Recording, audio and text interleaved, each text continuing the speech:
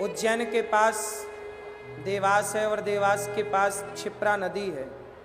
क्षिप्रा मैया के किनारे एक बार पूज्य दद्दा जी का कार्यक्रम चल रहा था शिवलिंग निर्माण का, और क्षिप्रा मैया के उस तरफ दद्दा जी का कार्यक्रम था और क्षिप्रा मैया के इस तरफ ये दास अनिरुद्ध उस समय वहाँ कथा करने गया था।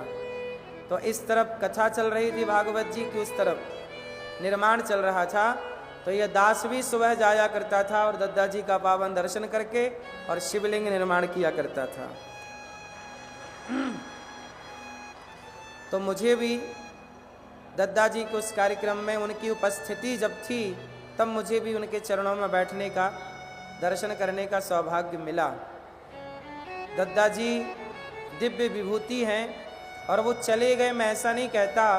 आज भी हम सब भक्तों के हृदय में जहाँ जहाँ शिवलिंग आपको दिखाई पड़ जाएं, शिवलिंग निर्माण होते हुए, वहाँ दद्दा की एक झलक तो हृदय में उतर ही आती है। क्योंकि ये शिवलिंग निर्माण की जो परंपरा है ये लुप्त सी हो गई थी। उस लुप्त परंपरा को पूज्य दद्दा जी ने फिर से पुनः हम सबके मध्य में ला करके उपस्थित किया। और जैसे समुद्र मंथन हुआ तो अमृत लेकर के धन्वंतरी भगवान प्रकट हुए, ऐसे शिवलिंग लेकर के दद्दा जी प्रकट हुए इस कलिकाल में। और उन्होंने खूब धर्म का खूब प्रचार किया। लगभग 600 करोड़ से अधिक शिवलिंग का निर्माण पूज्य दद्दा जी ने कराया है। ऐसी उनकी स्मृति में, उनकी याद में हम सब यहाँ विराजे हैं। दद्दा जी के दिव्य उपस्थिति भी है हम मंदिर में। भगवान की पावन कथा आप सब श्रवण करेंगे।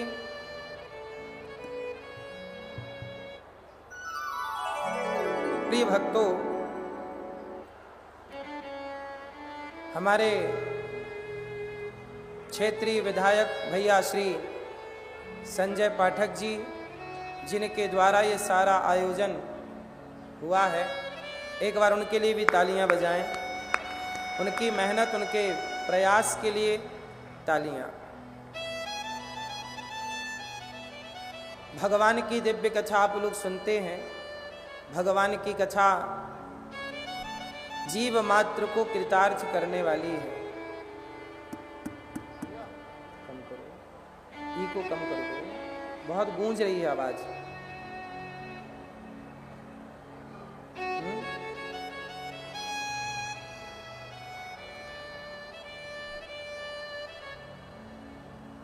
आप सब अच्छे हैं, सब ठीक हैं?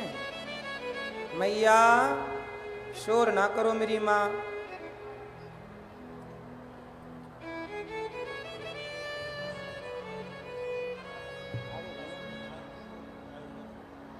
हमारे भैया कल आशुतोष राणा जी का कल जन्मदिन था। कल प्रतिष्ठा में दद्दा जी की आंखों की पट्टी उतारी गई और आंखों का, नेत्रों का दर्शन हुआ। कल आंखें खुली दद्दा जी की प्रतिष्ठा के दौरान। तो कल आशुतोष राणा जी, भैया आशुतोष राणा जी की भी कल जन्मदिन था। कल उनकी भी आंखें खुली थीं, जन्म लिया ना उन्होंने कल की तारीख में।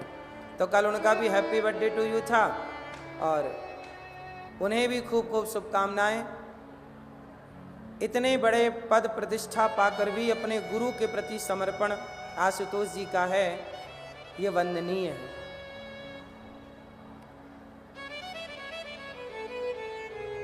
वृंदावन भगवान श्री कृष्ण की लीला है, श्री कृष्ण की प्रेम की नगरी है।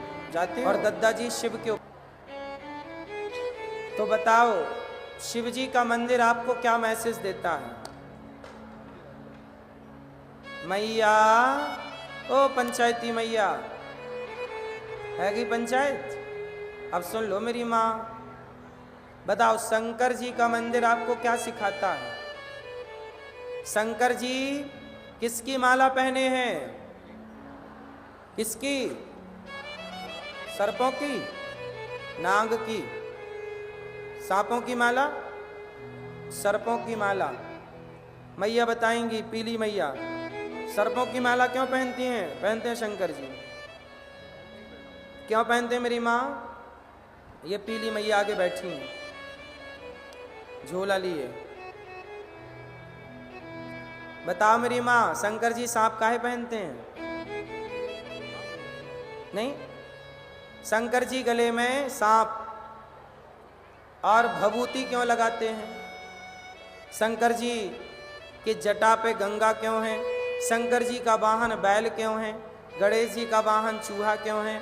शिवलिंग निर्माण होता क्यों है? क्यों? इन प्रश्नों का उत्तर क्या है? कितने लोग चाहते हैं कि इस प्रश्न का उत्तर मिले? सुनो तो ध्यान से सुनिएगा। भगवान शंकर कौन है? शंकर जी कर्पूर गौरम करुणावतारम संसार सारम भुजगेन्द्रहारम सदा वसंतम हृदयारविंदे भवं भवानी सहितं नमामि। शंकर जी के गले में सांपों की माला क्यों है? अच्छा, भगवान नारायण किस पर लेटते हैं? शेष नांग पर। भगवान नारायण का बिस्तर क्या है? शेष सैया। शेष नांग जी पर भगवान नारायण लेटते हैं। तो शंकर जी कहते हैं कि शेष नांग पर भगवान नारायण के चरण पड़े हैं, और शेष भगवान नारायण के चरण जहां पड़, शेष नांग पर भगवान के चरण पड़े हैं। तो जब शेष पर भगवान के चरण पड़ गए तो शेष को गले की माला बना के पहन लिया भगवान शंकर ने कि ये भगवान के चरणों का प्रसाद है। बात समझ में आई?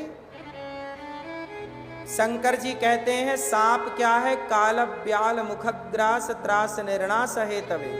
सांप मतलब काल, सांप मतलब काल। शंकर जी कहते हैं जिसके हृदय में राम है सदा वसंतम हृदयारविंदे, जिसके हृदय में भगवान बसते हैं तो काल उसके गले में ही लटका रहता है, पर काल भी बाल भी बांका नहीं कर सकता, क्योंकि जब हृदय में भगवान हो तो काल क्या बिगाड़े? तो कालों के काल महाकाल भगवान शंकर, क्योंकि काल गले में लटक रहा है। किसके गले में? शंकर जी के। सांप क्यों लटक रहा है शंकर जी के गले में? क्योंकि सांप काल का स्वरूप है। और शिव जी कहते हैं कि जिनके हृदय में भगवान है उन्हें काल से डरने की जरूरत नहीं है। देखो मैंने काल को गले में लटका रखा। तीसरा कारण, शंकर जी के गले का सांप ये बताता है कि जीवन में कितना भी प्रयास कर लो पर काल के मुख में हम सबको समाना है। अच्छा, शंकर जी भभूति लगाते हैं, मुर्दे की भस्म क्यों लगाते हैं? शंकर जी भस्म इसलिए लगाते हैं, कहते हैं शंकर जी भाई अभिमान मत करना किसी बात का, क्योंकि एक दिन राख हो जाओगे। क्या बन जाओगे आप और हम? एक दिन राख बन जाओगे। शंकर जी कहते हैं घमंड किस बात का? देख मैं राख लगा के घूमता हूँ, आज किसी बात का घमंड है, चिंता ना कर, एक दिन राख बन के मेरे शरीर में लगा होगा, तो भस्मी लगी होगी। एक दिन हम सब क्या हो चुके होंगे? भस्म। इसलिए शिव जी भस्म लगाते हैं। शंकर जी के मंदिर जाओ तो अभिमान मिटा के जाना, क्योंकि वहाँ शिव जी कहते हैं कि एक दिन आप भी राख बन जाओगे। हम और आप एक दिन क्या हो जाएंगे? राख हो जाएंगे।